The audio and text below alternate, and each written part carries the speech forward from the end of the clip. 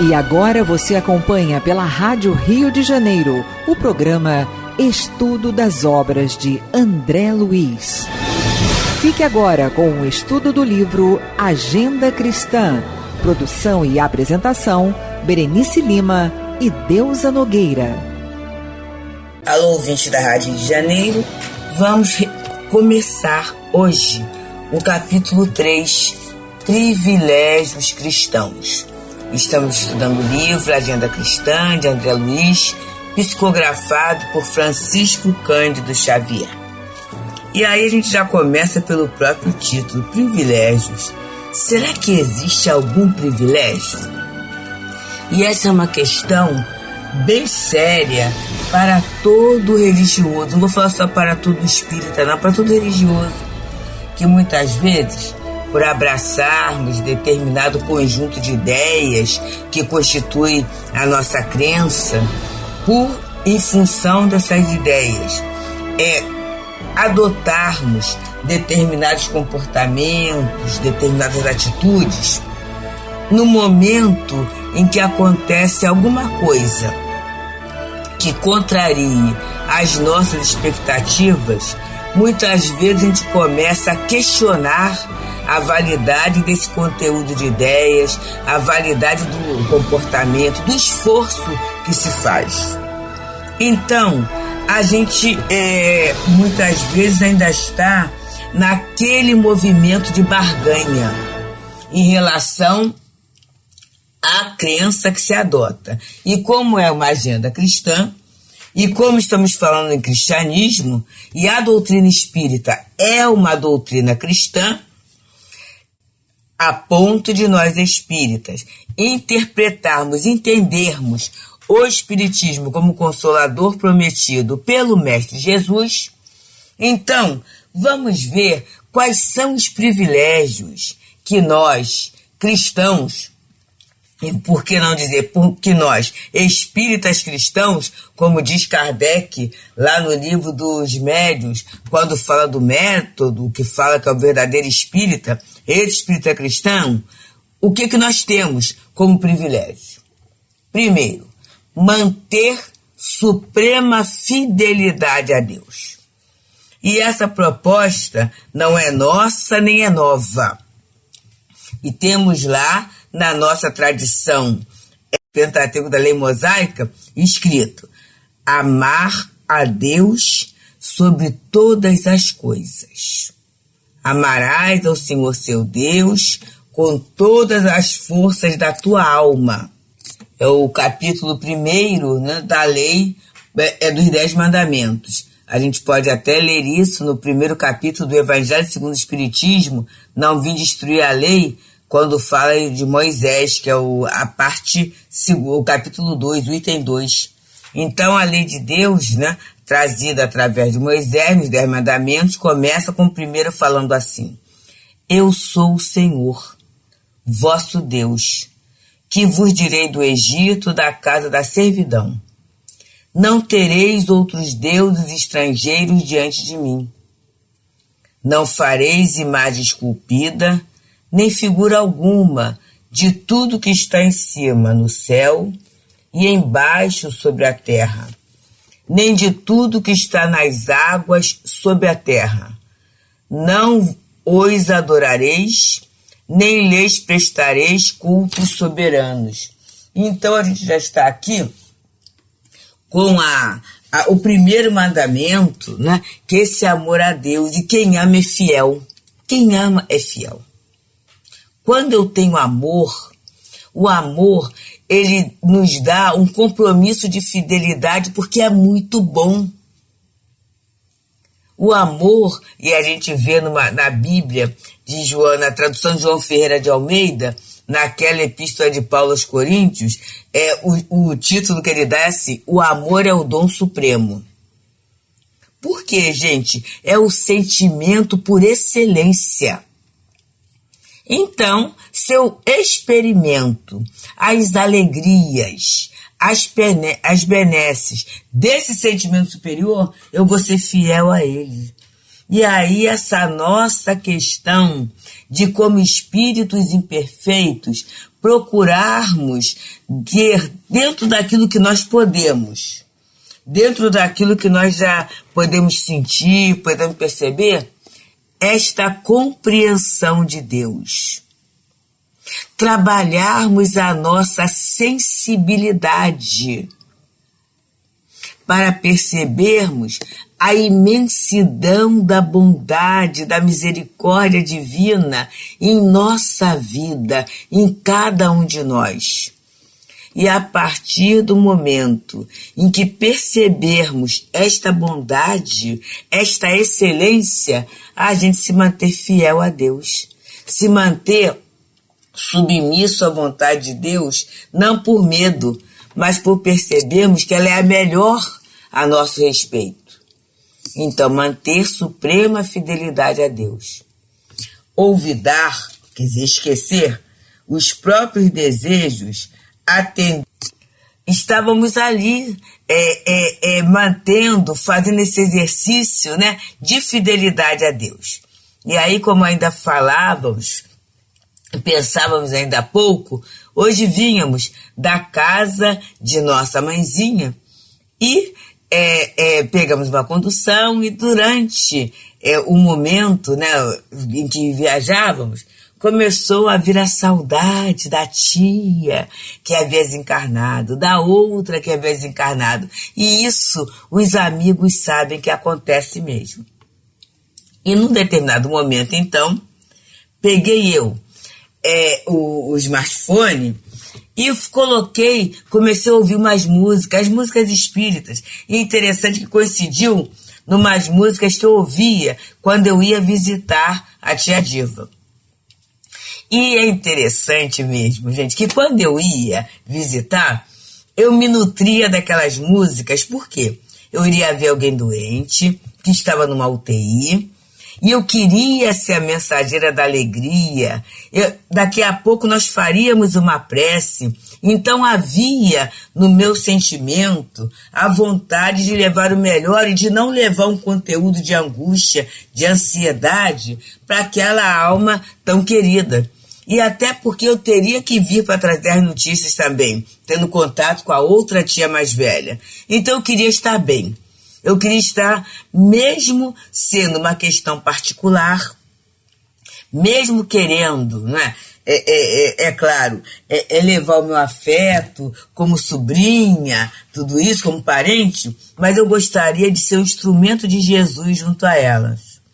E aí eu trazia o noticiário da família, os abraços, os beijos, as informações positivas, até um tantinho de alguma coisa que deu no jornal, a novela que estava passando, mesmo não acompanhando, mas falava o título, e ela lembrava, e conversava, e tudo isso, todo esse movimento. Então a música me servia muito naquele espaço em que eu ia da minha casa para lá, porque a música me elevava. Só, meus amigos, que a gente ouve de acordo com o nosso momento, não é assim? E eu naquele momento, já que a tia estava numa melhora franca, pronta para ter alta, o meu coração estava em festa. Eu havia até esquecido da notícia que vovó tinha dado, minha avó materna, mãe delas, que era final de prova. Eu tinha esquecido que nada. A tia Diva vai voltar e vamos fazer a alegria da vinda, da volta ao lar. Então eu ouvi aquelas músicas, enchendo o coração de alegria, esse entusiasmo. Bem, aí hoje, pela primeira vez, era uma seleção de 50 músicas. Aí eu comecei a ouvi-las novamente. E aí, meus amigos, olha só, eu percebi que todas elas eram de consolação. Elas falavam que a morte, ainda bem que a gente sabe que a morte não existe, que Jesus é o grande consolador que está junto de nós, né? Que a guerra vai embora e nasce a flor, né? E era coisa de amor, eu falei assim, e aí foi outro momento de ouvir as músicas as lágrimas caindo de emoção pela consolação. Como é que pai, como é que a gente tem, conforme ele diz aqui que é um privilégio, esquecer os próprios desejos, atendendo aos superiores desígnios. Por quê, gente? O desígnio superior, a vontade de Deus, era o encerramento daquele período reencarnatório. Estava na hora delas partirem. Mas a gente começa a ter outros desejos. A gente começa a formular outros planos. E aí, a chave da consolação é essa, né? A gente esquecer os próprios desejos, atendendo aos desígnios superiores. Por quê, meus queridos? Se a hora for de ir embora, vamos embora. Se a hora for de passar uma dor física, vamos passar a dor física, porque a gente tem a certeza que não está sendo castigado. A gente está sendo, vamos colocar aqui, privilegiado com uma possibilidade de promoção, de aprendizado, de equilíbrio e muitas vezes até através da doença, através da dificuldade do próprio organismo, a gente acaba sendo poupado de muitas outras situações que poderiam ser prazerosas, mas nos levariam à queda. Então, entender a perda, qualquer perda, entender a carência, entender essa fase até de elaboração da perda, que é a questão do luto, que é chamado na psicologia, né, de você trabalhar isso, atendendo aos superiores desígnios de Deus, entendendo isso como uma vontade suprema, isso é altamente consolador. Como é que eu cheguei em casa muito agradecida? Sim, Senhor, como o meu coração estava sendo preparado, acalentado. 34 dias ouvindo aquelas músicas. Então, me deu uma base. Para quê? Para a dor que eu iria passar. E aí eu estava, deixa eu falar de verdade para vocês, eu estava assim, esse tempo todo, eu não tinha apego mais não. Não tinha apego mais não, porque eu não sabia. Eu falei, será que eu vou estar buscando uma dor? Mas nesse momento, eu pude refletir, e na reflexão, ouvindo, percebendo as letras, por isso, queridos, que é muito bom a gente ouvir música que entenda a letra. A gente prestar atenção à mensagem, porque senão a gente fica só no ritmo, a gente fica só na superfície e a gente não sabe o que está colocando para dentro do próprio íntimo. Porque as ondas sonoras, né, é vibração. Elas são vibráteis e elas têm uma repercussão em nós. Se a gente não prestar atenção, a gente pode estar colocando veneno dentro da própria alma. E esse veneno, se não for bem dosado, né, porque aí alguém pode falar assim do Hahnemann, similia curantus, né, veneno pode curar e tudo, mas ali são em doses homeopáticas, estudadas certinho. Mas não é tomar um copo de veneno. E muitas vezes, através da música, a gente acaba se envenenando. E aí acaba aquela faixa musical, a gente não sabe por que está tão triste, a gente não sabe por que caiu a energia, a gente não sabe por quê. Pois é essa situação que a música traz. E aí, naquele momento, eu percebi esse amparo, esse cuidado de Deus, esse aconchego dos amigos espirituais para que a música servisse de consolação para o meu coração. E aí, ele continua assim: humilhar-se para que a mão do Senhor seja exaltada. Meus amigos, quanta ilusão, e é nossa mesmo, a ilusão do orgulho. A gente às vezes tem orgulho, por quê? E quase sempre por coisas materiais tão transitórias, e isso faz com que eu não perdoe, isso faz com que eu olhe o outro de uma forma pejorativa, Isso faz com que eu não dê uma nova oportunidade. É tão triste isso. Porque foge ao entendimento da lei de Deus, de que somos irmãos, de que Deus é nosso Pai, é muito querido. Então, humilhar-se, eu gosto muito quando as pessoas substituem por humildar-se, porque às vezes humilhar-se, assim, não, mas afinal de contas eu não vou virar tapete de ninguém, eu não sou obrigada a deixar que os outros me pisem, mas a ideia não é essa não. Eu reconhecer o meu lugar e perceber que Deus é mais. E perceber que as leis de Deus são superiores ao meu entendimento, à minha atuação, a tudo aquilo que eu acho que é o certo, que é o glamour, que o glamour está em Deus. E é um glamour que tem o gosto de eternidade. Eu preciso compreender esta questão na minha vida. Outro ponto, conquistar a si mesmo. Amigos, nós vivemos assim, querendo conquistar-se tudo, né? Bebezinho, eu começo a querer conquistar minha autonomia. Aí eu começo a engatinhar. Daqui a pouco eu começo a andar.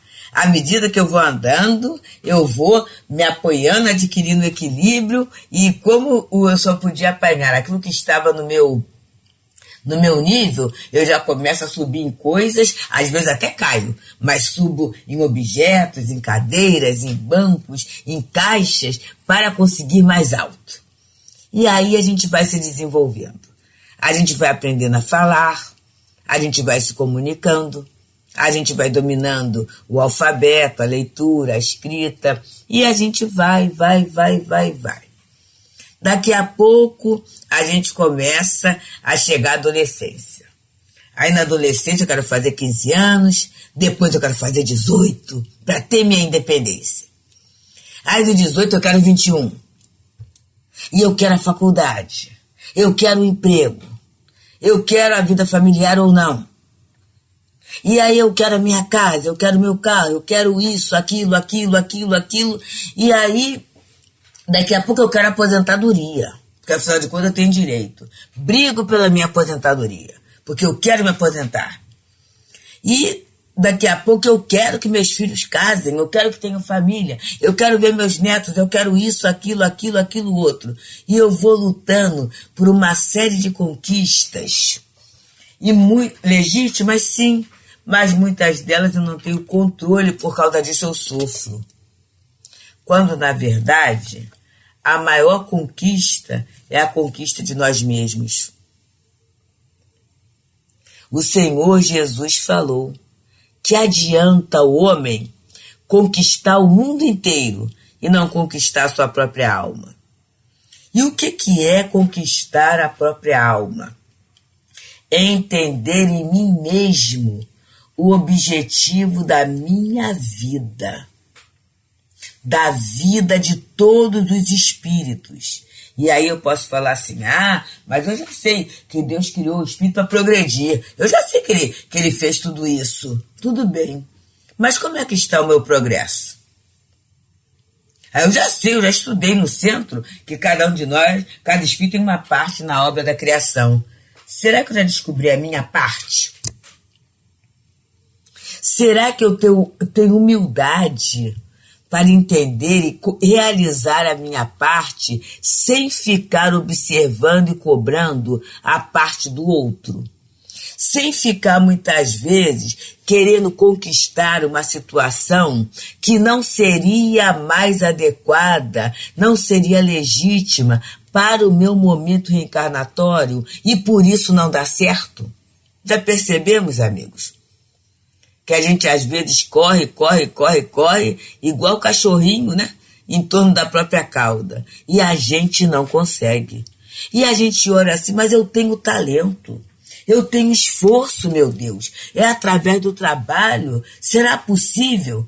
E muitas criaturas até procuram a casa espírita achando que é a ação de um obsessor, achando que está vivendo uma maré de azar, como as pessoas falam, achando que tem alguém que está vibrando negativamente, e às vezes a pessoa até muda de casa, muda de ambiente, muda às vezes até de país, e ela luta e não consegue. E aí muitas vezes colocando foco no outro, fala assim, por que eu que sou tão honesto, tão trabalhador, tão competente não consigo? E o outro, que não faz esforço algum, está conseguindo tudo. O que está acontecendo com ele? E aí eu fico nessa luta insana para conquistar coisas. Quando, na verdade, meus queridos, coisas são tão transitórias como toda a vida material. Nós temos que ter muito cuidado com essa injeção materialista, vamos dizer assim, de ideias materialistas, que colocam no transitório, no efêmero, o sentido da vida. Porque com certeza não é. A vida é muito além. A vida é muito mais. Será que a criação, que a lei de Deus, que o amor de Deus seria tão pequeno, tão limitado, para colocar leis que nos submetessem apenas à vivência da questão material? Ou, na verdade, nós somos muito mais, somos seres morais com uma capacidade infinita, ilimitada para a apreciação dos conteúdos materiais. Então, quando se pensa em conquista, vamos começar a pensar nos atributos espirituais para conquistar isto ou aquilo. Eu quero, por exemplo, aprender. Aliás, eu quero conquistar um diploma, uma titulação qualquer. Qual é o atributo interno que eu vou trabalhar? É a capacidade de aprender. Mas só isso? Não, a paciência para aprender. Mas é só isso? Não, a disciplina para aprender. Eu vou ter que ter horários de estudos. Eu vou ter que, dentro daquele conteúdo, observar quais são as dúvidas que surgem. Como é que essas dúvidas podem ser esclarecidas?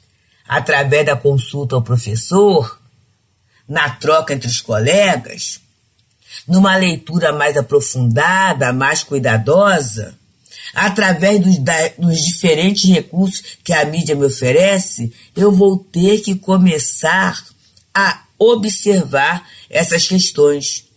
E isto que é a grande conquista. No final, eu vou ter um diploma que pode ter uma duração efêmera, a duração em que eu estou encarnado para usar aquele diploma em determinada situação. Mas perceber que eu sou capaz de aprender. A disciplina para o estudo. A paciência. A capacidade de me relacionar com colegas, com professores. A habilidade de buscar nos diferentes meios, nas diferentes mídias, aquele conteúdo que eu preciso para alargar a minha compreensão. Isto ninguém tira. Isso é conquista íntima. E a gente sempre lembra de Paulo. Semeia-se corpo animal, ressuscita-se corpo espiritual.